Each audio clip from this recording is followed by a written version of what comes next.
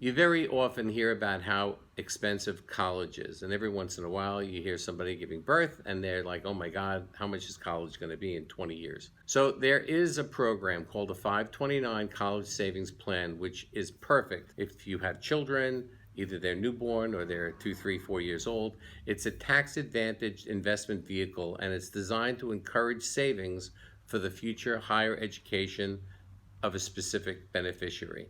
So now it covers public school, private school, religious schools, all school tuitions are covered by the 529 plans. And with the Economic Growth and Tax Relief Act of 2001, qualified distributions from 529 plans for higher education are exempt from income tax.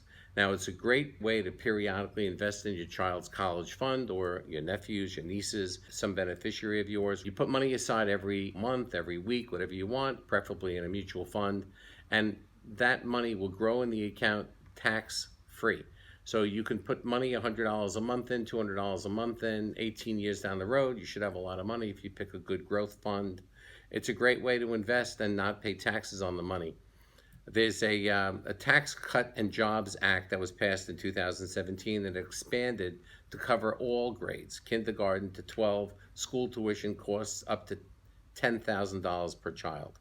So if it's college, you can put in as much as you'd like, but if it's kindergarten to 12th grade, they cap it at $10,000 a child.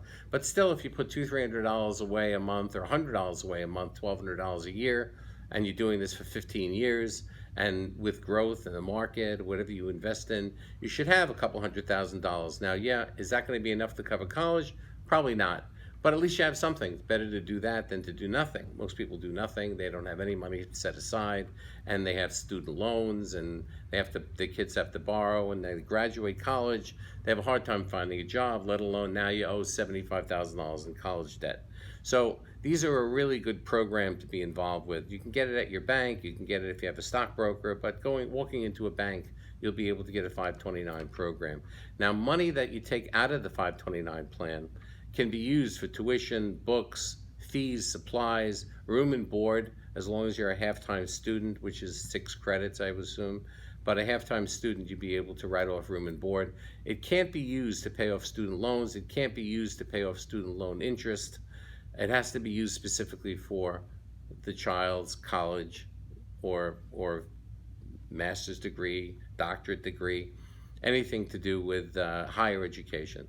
Now, any distribution that you take out that's not used for those expenses, so if you put aside $100,000, you only need 80 of it for college, and you have 20,000 left over. If you take that money out, you have to pay a 10% penalty if you're not using it specifically for the reason that it's intended to be used for.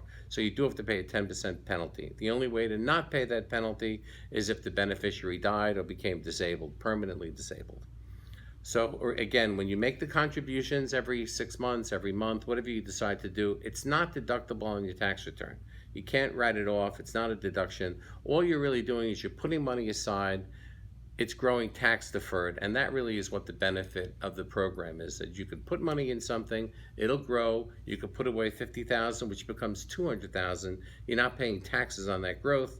You're not even paying any taxes when you withdraw the money. The only time you have to pay taxes is if you use the money for what it's not intended to be used for. You can't take it out and buy the graduate a new car. If you take it out for that reason, you have to pay the 10%. So I highly recommend 529 college savings plans. It's very, very good. I have a nephew that does it for his nephew and niece, and puts money aside every month, which is a great gesture to do for somebody. If you're a grandparent and you don't want to give, $50 a year for a birthday present, you want it to go into something productive, you could put $10, $20 every month into an account that's specifically for the child's college needs. Again, this is Ed the Finance Guy.